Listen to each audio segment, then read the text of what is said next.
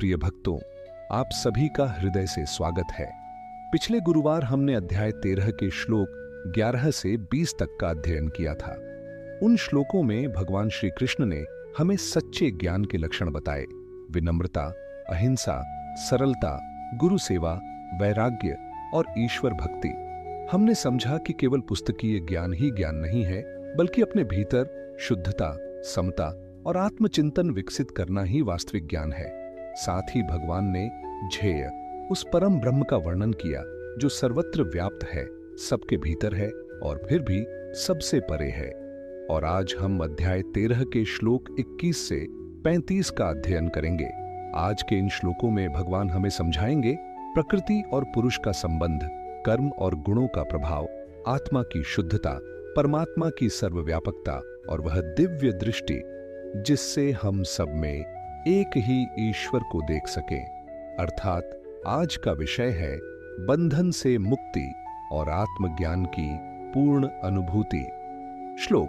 पुरुषः प्रकृतिस्थो हि भुंक्ते प्रकृति जान गुणान कारणम गुण संगोस्य सदसद्यो निजन्मसु।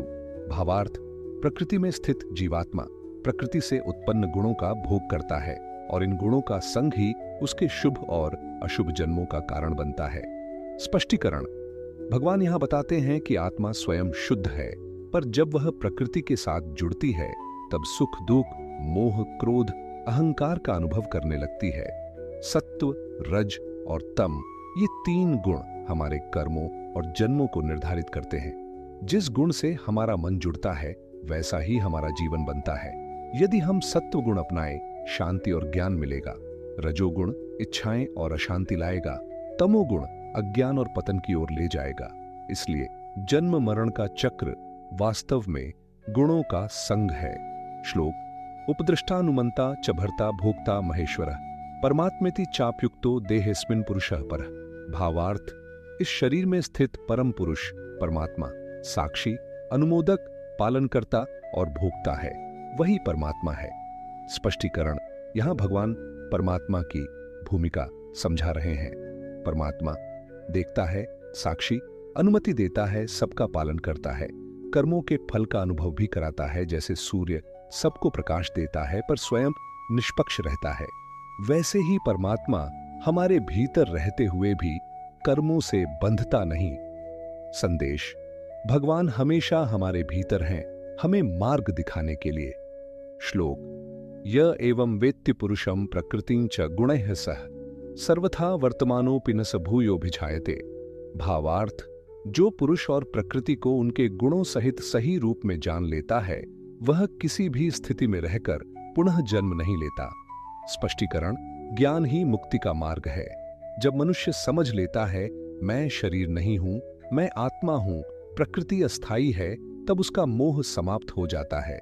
ऐसा ज्ञानी व्यक्ति संसार में रहते हुए भी बंधता नहीं। यही है जीवन में रहते हुए मोक्ष। श्लोक। ध्यानेनात्मनि पश्यन्ति केचिदात्मानमात्मना अन्ये सांख्येन योगेन कर्म योगेन चापरे। भावार्थ, कुछ लोग ध्यान योग से, कुछ ज्ञान योग से और कुछ कर्म योग से आत्मा को प्राप्त करते हैं। स्पष्टीकरण। भगवान यहां बताते हैं कि मोक्ष का केवल एक ही मार्ग नहीं है, अलग अलग स्वभाव के लोगों के लिए अलग मार्ग हैं। ध्यान योग मन को भीतर केंद्रित करना, ज्ञान योग विवेक और तत्व ज्ञान, कर्म योग निष्काम सेवा और कर्तव्य। लक्ष्य एक है, परमात्मा की प्राप्ति मार्ग अलग अलग हो सकते हैं। इससे यह सीख मिलती है कि हर व्यक्ति अपनी प्रकृति के अनुसार साधना चुन सकता है। श्लोक। अन्ये त्वेवमजानन्तः श्रुत्वान्येभ्य उपास्ते तेपि चातित्रन्त्येव मृत्युम श्रुतिपरायणाः।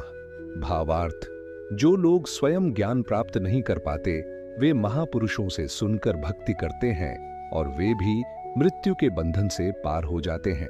स्पष्टीकरण। यह श्लोक बहुत आश्वासन देता है।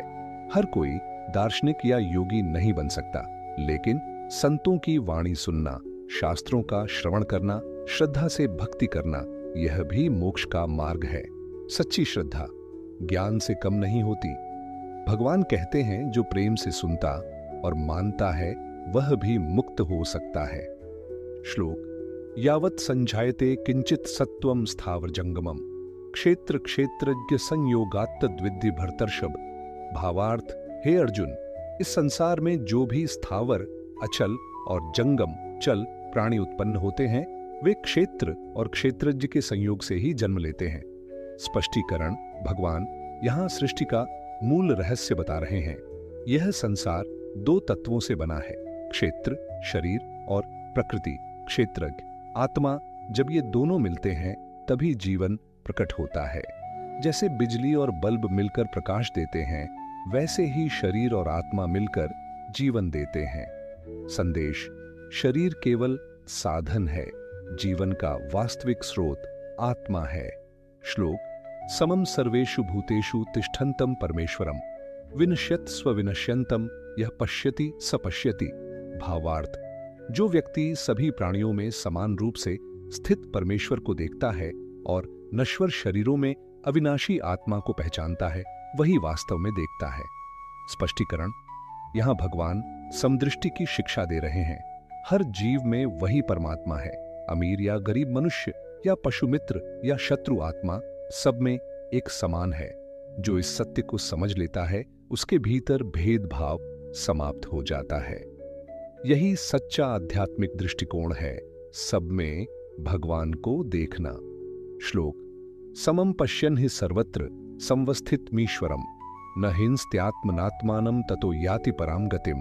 भावार्थ: जो व्यक्ति हर जगह ईश्वर को समान रूप से स्थित देखता है वह किसी का अहित नहीं करता और परम गति को प्राप्त करता है।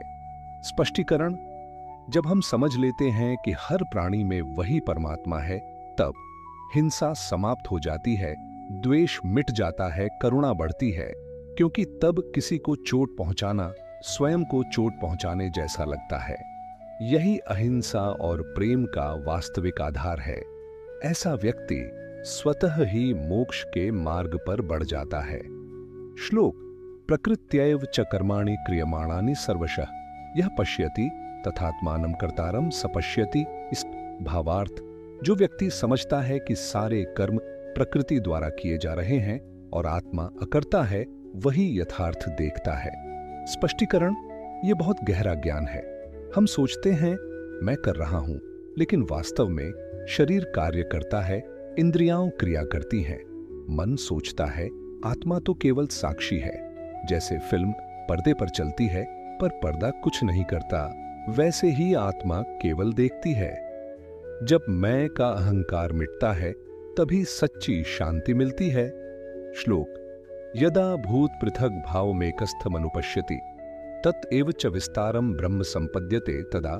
भावार्थ: जब व्यक्ति सभी प्राणियों की भिन्नता को एक ही परमात्मा में स्थित देखता है और उन्हीं से सबका विस्तार समझता है, तब वह ब्रह्म को प्राप्त हो जाता है। स्पष्टीकरण: यह श्लोक अद्वैत ज्ञान का सार है।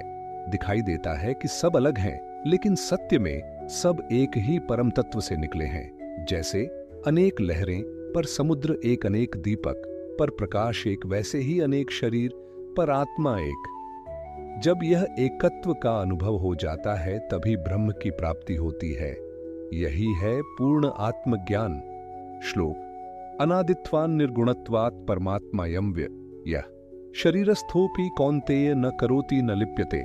भावार्थ: हे अर्जुन, यह परमात्मा अनादि, निर्गुण और अविनाशी है। शरीर में रहते हुए भी वह न कुछ करता है और न कर्मों से लिप्त होता है। स्पष्टीकरण: भगवान आत्मा की शुद्धता समझा रहे हैं। आत्मा जन्म रहित है, गुणों से परे है, कभी नष्ट नहीं होती। शरीर कर्म करता है पर आत्मा अछूती रहती है। जैसे कमल का फूल पानी में रहते हुए भी भीगता नहीं, वैसे ही आत्मा संसार में रहते हुए भी बंधती नहीं। संदेश: हमारा असली स्वरूप हमेशा पवित्र और स्वतंत्र है। श्लोक: यथा सर्वगतम सौक्ष्म्यादाकाशम नोपलिप्यते सर्वत्रावस्थितो देहे तथात्मा नोपलिप्यते। भावार्थ: जैसे सूक्ष्म होने के कारण आकाश हर जगह रहते हुए भी किसी से लिप्त नहीं होता, वैसे ही आत्मा भी शरीर में स्थित होकर कर्मों से लिप्त नहीं होती। स्पष्टीकरण: यहां भगवान एक सुंदर उदाहरण देते हैं आकाश का। आकाश सबको धारण करता है पर किसी से प्रभावित नहीं होता। वैसे ही आत्मा शरीर में रहती है पर सुख दुख से प्रभावित नहीं होती। हम केवल शरीर से जुड़कर दुखी होते हैं, आत्मा तो सदा शांत है। जब हम स्वयं को आत्मा समझते हैं तब मन स्वतः हल्का हो जाता है। श्लोक यथा प्रकाशयत्येकः कृत्स्नं लोकमिमं रविः क्षेत्रम क्षेत्रीय तथा कृत्स्नं प्रकाशयति भारत।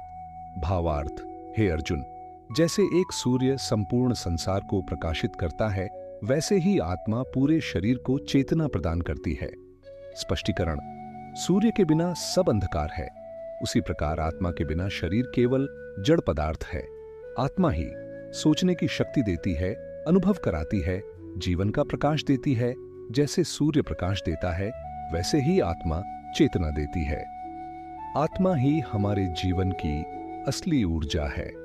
श्लोक क्षेत्र क्षेत्र ज्ञोरेवमंतरम ज्ञान चक्षुषा भूत प्रकृति मोक्षम च ये विदुर्यांति ते परम। भावार्थ, जो ज्ञान की दृष्टि से क्षेत्र और क्षेत्रज्ञ के अंतर को तथा प्रकृति से मुक्ति के मार्ग को समझ लेते हैं, वे परम पद को प्राप्त करते हैं। स्पष्टीकरण, यहाँ भगवान पूरे अध्याय का सार बता रहे हैं। जब हम समझ लेते हैं शरीर अलग है, आत्मा अलग है, प्रकृति अस्थाई है, तब हम मोह से मुक्त हो जाते हैं। ज्ञान की आंख खुलते ही जीवन का भ्रम समाप्त हो जाता है। यही सच्चा विवेक है और यही मोक्ष का मार्ग है। निष्कर्ष, आज के श्लोकों से हमें एक अत्यंत गहरा सत्य प्राप्त होता है। हम शरीर नहीं हैं, हम आत्मा हैं। प्रकृति के गुण हमें बांधते हैं, पर आत्मा सदा स्वतंत्र है। जब हम सब में एक ही परमात्मा को देखना सीख जाते हैं, जब मैं और मेरा का अहंकार समाप्त हो जाता है, तभी सच्ची शांति और मोक्ष की प्राप्ति होती है। ज्ञान, ध्यान, कर्म और भक्ति किसी भी मार्ग से चलें, लक्ष्य एक ही है, परमात्मा से मिलन। यही अध्याय 13 का सार है। स्वयं को पहचानो, भेदभाव मिटाओ और परम सत्य का अनुभव करो। अगले गुरुवार से हम प्रवेश करेंगे अध्याय 14 में, जहां भगवान श्री कृष्ण हमें प्रकृति के 3 गुणों सत्व, रज और तम का गहन रहस्य समझाएंगे।